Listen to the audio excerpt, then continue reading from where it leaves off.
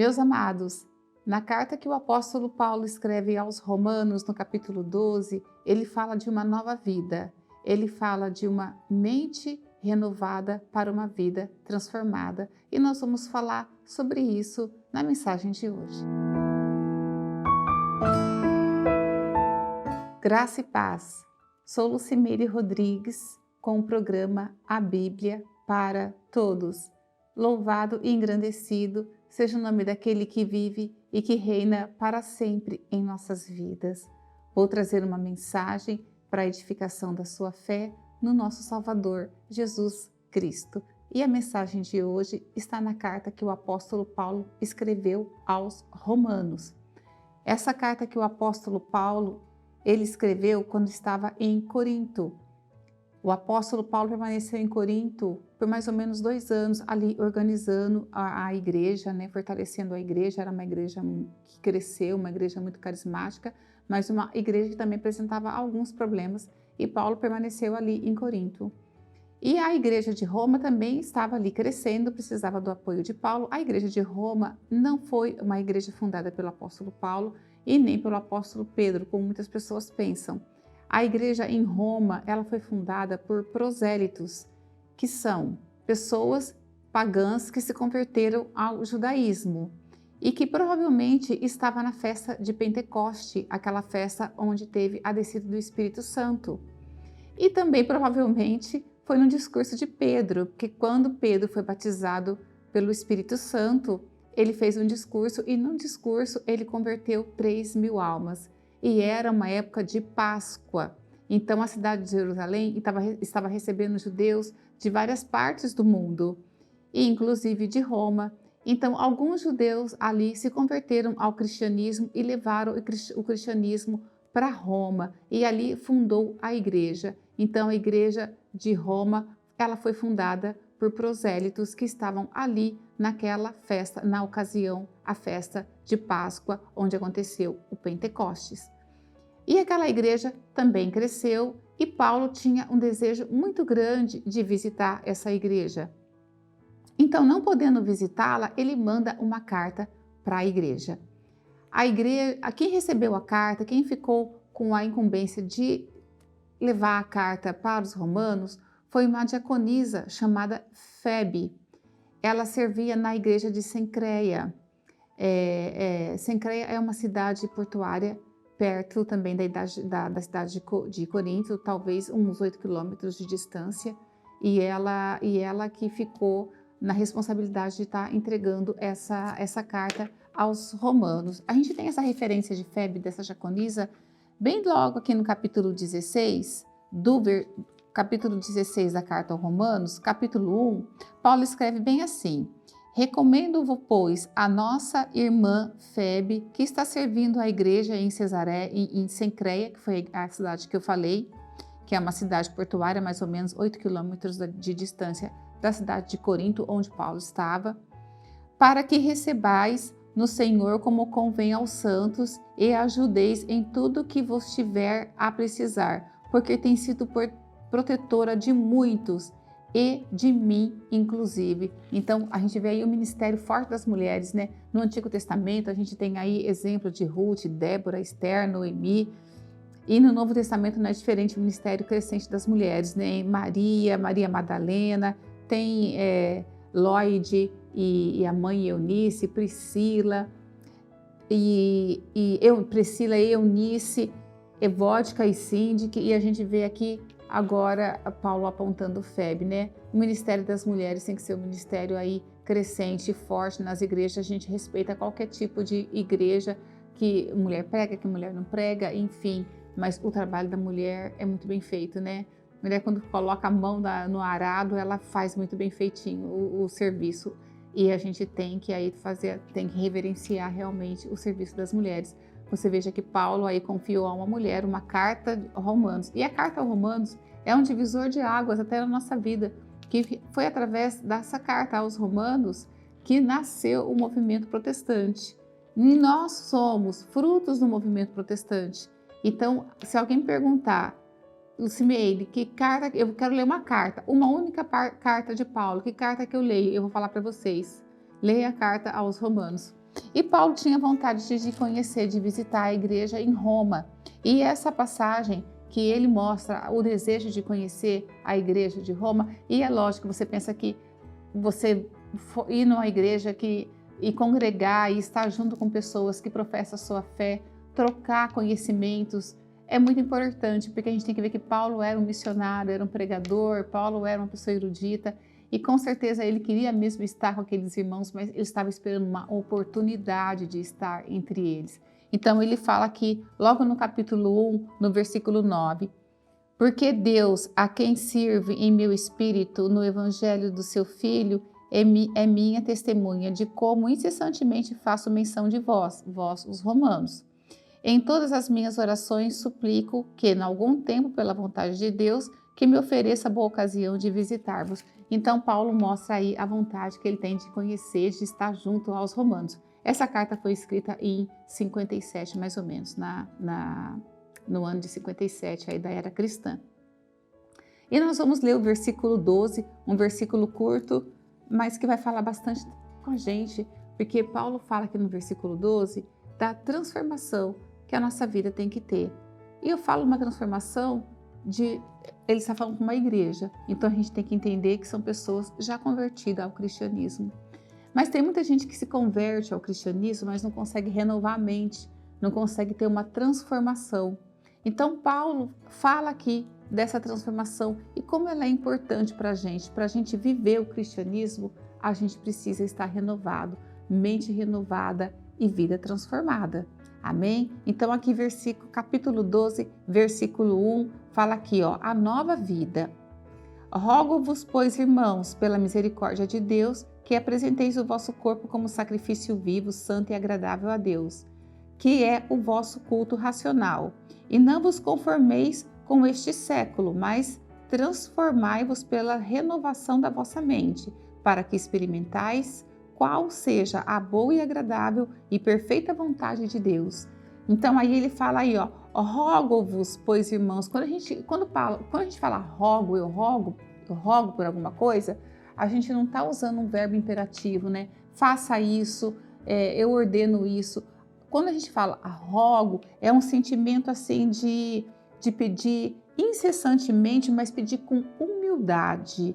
Quando a gente fala eu rogo, eu estou pedindo com insistência, mas junto com essa insistência eu trago a minha humildade, como se fosse uma súplica. Eu estou te suplicando. Então, rogo-vos, irmãos. Eu rogo-vos, pois, irmãos, pela misericórdia. Misericórdia é um sentimento de dor e solidariedade em relação a alguém. E ele fala, rogo-vos, pois, irmãos, pela misericórdia de Deus. Agora, você veja, quando a gente tem esse sentimento de misericórdia, quando acontece alguma tragédia, a gente fala, gente, vamos ter misericórdia desse povo aí que está sofrendo, né? Agora está no sul, né? Não sei quando vocês vão assistir esse vídeo, mas o sul está sendo atacado por grandes tempestades e está destruindo várias cidades.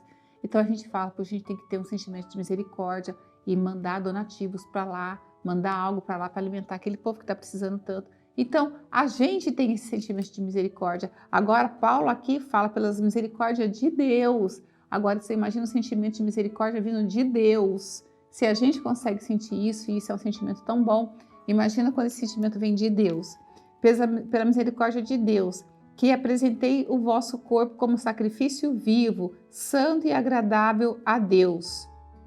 E eu vou parar bem aqui para explicar uma coisa, porque essa parte aqui dessa carta, ela dá margem a um monte de coisa que eu já ouvi falar em igreja, em púlpito, em pregação, e muitas coisas que a gente ouve falar e entra na cabeça da pessoa e a pessoa pensa que é isso que ele está dizendo aqui. Então, deixa eu explicar uma coisa para vocês, irmãos. Quando a gente fala aqui, quando Paulo fala aqui que apresentai o vosso corpo por sacrifício vivo, santo e agradável a Deus, ele está dizendo o seguinte, que Cristo, quando foi à cruz, ele varreu do judaísmo cerca de 613, 614 leis de Moisés. Ele varreu o sacrifício de cordeiros. Agora não é mais você pecar e ir lá sacrificar um cordeiro e pronto. É lógico que o pecado não estava ali, né, acabou o pecado, porque a lei não salvou ninguém. Eu sempre falo, a lei não salvou. A lei tentou organizar um povo, né, e já apontava um estatuto, já apontava uma monarquia que viria depois. Mas a lei não salvou. Então, quando a gente fala, teve um tempo da lei, que era a salvação pela lei, agora nós somos salvos pela graça. Não, não. Nós todos somos salvos pela graça. A lei, quem estava no Antigo Testamento foi salvo pela fé no Messias que haveria de vir, em crer e que existe um Deus supremo e dono de todas as coisas e criador de todas as coisas. Mas a lei não salvou ninguém. Ninguém é salvo por si próprio. Ninguém vai chegar lá no céu e falar, eu consegui minha salvação. Isso não existe. Todos são salvos por crer e professar Jesus Cristo, o nosso único Salvador. Quando Jesus vai para a cruz, ele varre tudo isso, acaba tudo isso, rasga o véu, acaba isso, não existe Santo do Santo, lugar santíssimo, não existe mais sacrifício, não existe aquela manutenção de templo, acabou tudo. É tanto que o templo foi destruído 70 anos depois, né? Destruiu o templo, varreu tudo, só ficou o muro lá. Então, Jesus varre tudo isso, acaba tudo isso. Agora o sacrifício é a nossa vida. Agora o sacrifício vivo, o sacrifício santo, somos nós. É a nossa vida, como a gente se apresenta, como a gente apresenta Cristo em nossas vidas, como Cristo brilha, como a gente exala o perfume de Cristo, como a gente exala o brilho de Cristo em nossas vidas, nas nossas atitudes, no nosso dia a dia, com os nossos filhos, em nossa casa. Agora o sacrifício é nosso, é a gente que tem que exercer para que Cristo brilhe em nós. Eu não estou falando aqui não fala de cortar cabelo, usar isso, usar aquilo, não pode isso, não pode, porque às vezes as pessoas usam, né? Tem santo. O santo é uma pessoa separada de quê? Da sociedade que vive aí, como ela se apresenta, da pessoa bruta, dos assassinos, dos homicidas, das pessoas racistas, das pessoas cheias de tantas coisas erradas na cabeça, do adúltero, do alcoólatra, dessa sociedade como ela se apresenta hoje. Então, a gente tem que se desviar disso aí, entendeu? Mas não está querendo dizer que a gente não pode isso, não pode isso, não pode isso, não pode aquilo, porque a gente vê muitas coisas colocadas aqui nessa parte para segurar a pessoa, colocar a pessoa dentro de uma forma que não existe. Deixa eu falar, isso é criação humana. Isso é uma criação humana, é uma invenção humana, não é escriturístico, não é bíblico. Se você quiser seguir, você segue, mas não é escriturístico. Não é isso que está falando na passagem. Então, que o vosso corpo, que apresentais o vosso corpo por sacrifício vivo, santo e agradável a Deus. Santo e agradável a Deus, não aos homens, a Deus. Que é o vosso culto racional. O que é o culto racional? Gente, quando vocês estão numa igreja, você sente aquela alegria de estar na igreja, você levanta a mão, você louva, levanta as mãos, coloca a mão no coração, você abraça o seu irmão. Às vezes tem pastores que têm costume de falar assim, cumprimente o seu irmão à direita, cumprimente à esquerda, dê um abraço no seu irmão agora que acabou um pouco, né, a questão da pandemia. Dê um abraço no seu irmão se você conhece, se você pode, se você tem essa liberdade, profetiza na vida dele. Você entra numa atmosfera de alegria, de paz dentro da igreja, não é isso? É isso que acontece, pelo menos era para acontecer, senão não teria razão de ser. É para você sentir isso na igreja, dentro da igreja, né? E você ligar no trono do Pai, né? Você louvar, por isso que tem toda uma liturgia, né? Tem a oração, tem os louvores, tem a oração da palavra, tem toda essa liturgia para levar as pessoas do altar, levar as pessoas ao trono do Pai. Então, esse é o culto racional, certo? Só que esse culto, essa semente que é plantada dentro da igreja, ela tem que ser florescida lá fora. Quando você sai da igreja, é que ela floresce. Então, esse é o culto racional. Se dentro da igreja você levanta a mão, você chora, você se compadece, você sente aquela emoção toda, você, Cristo, é Cristo, é Cristo, realmente é Cristo na minha vida. Mas quando você sai da igreja, só pela misericórdia de Deus, você não vive nada daquilo que você viveu dentro da igreja. Você chuta, você briga, você fala palavrão, você é uma pessoa violenta, você é uma pessoa sem escrúpulos, você é uma pessoa adúltera, você bebe, você fuma. Se você faz tudo isso, você não está no culto racional.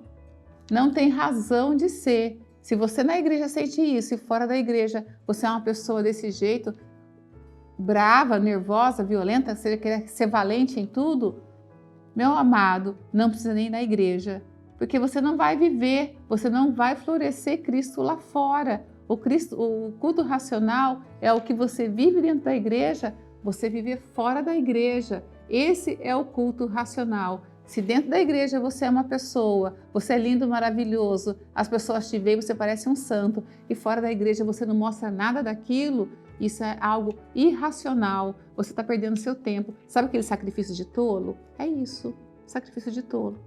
Porque não vai resolver nada. Porque você tem que ser lá fora, a semente tem que germinar, florescer, ser linda, maravilhosa, fora da igreja. Aí sim você vai resplandecer a luz de Cristo que você recebeu ali na igreja, que você transbordou aí seu espírito dentro da igreja.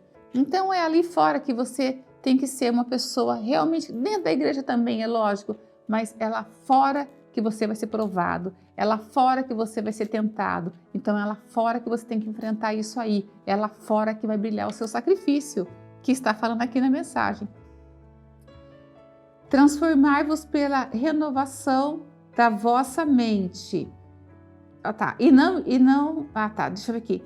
E vosso culto racional, e não vos conformeis com este século. Esse século é a sociedade da qual se apresenta hoje. Não se conformeis, não se conforme. Saia da forma, vamos dizer assim. Eu até estava pregando, eu dei um exemplo muito básico assim. Pensa que você quer fazer um bolo em formato de coração. Você vai colocar o seu bolo numa forma de que formato? No formato de coração. Se você quer fazer um bolo em formato quadrado, você vai colocar o bolo aonde? Numa forma quadrada. Então você está entrando numa forma. Aqui está falando para você não se conformar, não entre nessa forma. Que forma que ela é? Deste século. Esse século é o quê? Essa sociedade que apresenta hoje, na qual ela se manifesta hoje. É a sociedade que você vive aí, que você vê na televisão, cheia de estupidez, cheia de homicidas, é marido que mata a mulher, é mãe que aborta, pessoas ruins, perversas, que tentam ser hostil dentro da sociedade, hostil com as pessoas. Então, você não deve se conformar com este século. Não entre nessa forma, meus amados. Saia dessa forma. Não entre nessa forma perversa, nesse ciclo de horrores que é a sociedade que ela se apresenta hoje. Não entre nessa forma, não se conformeis com este século, mas transformai a vossa mente pela renovação, mas transformai-vos pela renovação da vossa mente. Então, renove a sua mente. O que ficou no passado, ficou no passado. O que eu vejo na sociedade, eu vou renovar a minha mente, porque eu não vou entrar nessa forma que a sociedade tenta me colocar, me força a colocar. Eu não vou aceitar isso. Tá vendo como é o sacrifício é nosso? Tá vendo que a gente tem que ser forte? Lógico que Cristo nos ajuda, mas a gente tem que ser forte para a gente não entrar nisso aí. Renove as suas mentes. Transformai-vos pela renovação da vossa mente. A nossa mente, a mente do cristão, tem que estar sendo renovada diariamente. E como a gente pode conseguir essa força? Consagre, jejue, ore. Não entre nessa forma que a sociedade está louca para te colocar.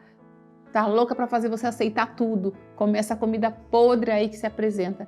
Não se conformeis, não entre nessa forma. Para que experimentais qual seja a boa e agradável, perfeita vontade de Deus.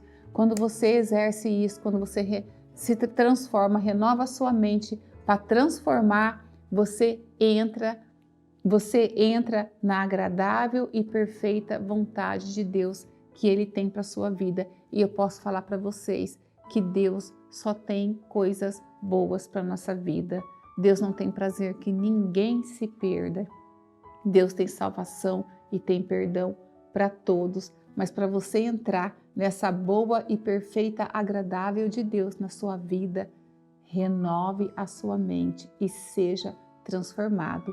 Cristão, que dentro da igreja é uma coisa, fora da igreja é outra, ainda não aceitou Jesus, não entendeu a mensagem da cruz, precisa rever esses conceitos, precisa se corrigir. E olha, faça isso, porque ainda dá tempo, porque você vai entrar nessa passagem aqui. Experimente qual seja a boa, agradável e perfeita vontade de Deus para a sua vida. E essa perfeita vontade de Deus para a sua vida é exatamente o que você precisa para ser feliz e viver plenamente nesse mundo. Amém? Deus abençoe a vida de vocês, em nome de Jesus.